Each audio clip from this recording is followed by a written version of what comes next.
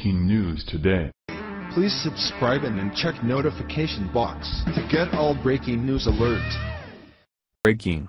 Markle can't marry Prince Harry, her secret is out.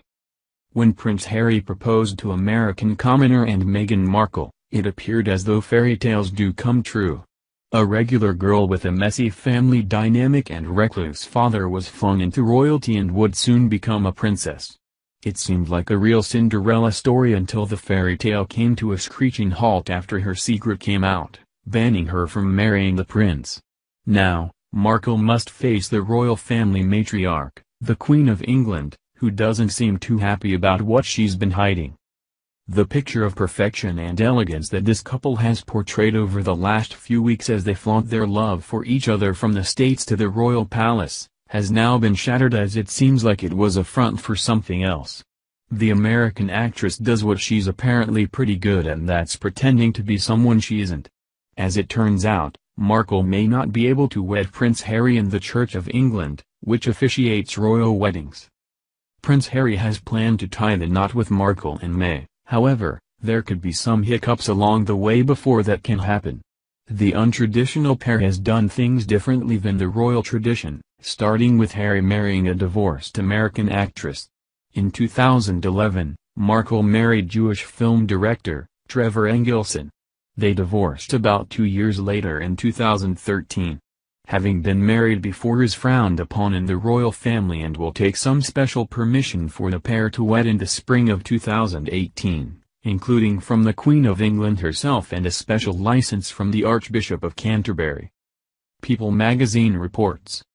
For centuries, divorce was frowned upon by the Church of England, and members of the British royal family were forbidden, or at the very least, strongly discouraged, from marrying someone who was divorced. The history-shaking controversies surrounding Edward's abdication, as fans of the Crown will attest, has never been forgotten by Queen Elizabeth, who was just 10 when her uncle stepped aside, paving the way for her own ascension to the throne.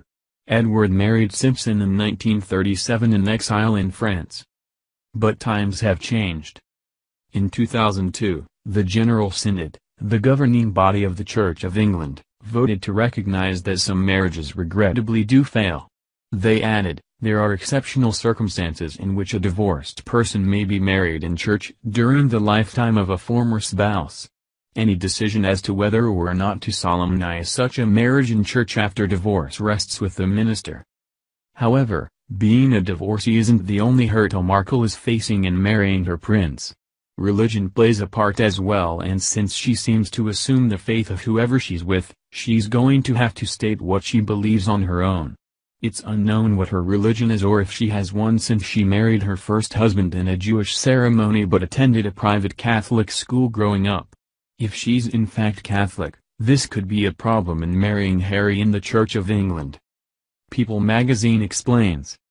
In order to remain in the line of succession, members of the royal family cannot be Catholic. The vast majority are members of the Church of England, with the Queen serving as the head of the church. And until 2013, laws forbade members of the family from marrying someone who is Catholic. It was a restriction couples could work around. Peter Phillips's wife, Autumn, converted from Catholicism before their May 2008 wedding. If she hadn't, Phillips, the Queen's eldest grandchild, who is 13th in line to the throne, would have lost his place in the line of succession. However, in 2013, Britain modernized their laws. Now, those in the immediate line of succession can marry anyone they like, regardless of religion, provided they have permission from the monarch if they're one of the first 6 in line to the throne. The rules regarding gender were also changed so that a firstborn daughter would inherit the throne, irrespective of whether a boy followed. Under the previous primogeniture rule, any boy would take priority over an older sister. Unlike with Charles and Camilla, people understands that the Archbishop of Canterbury Justin Welby has no issue with conducting the ceremony for Harry and Markle, if he's asked.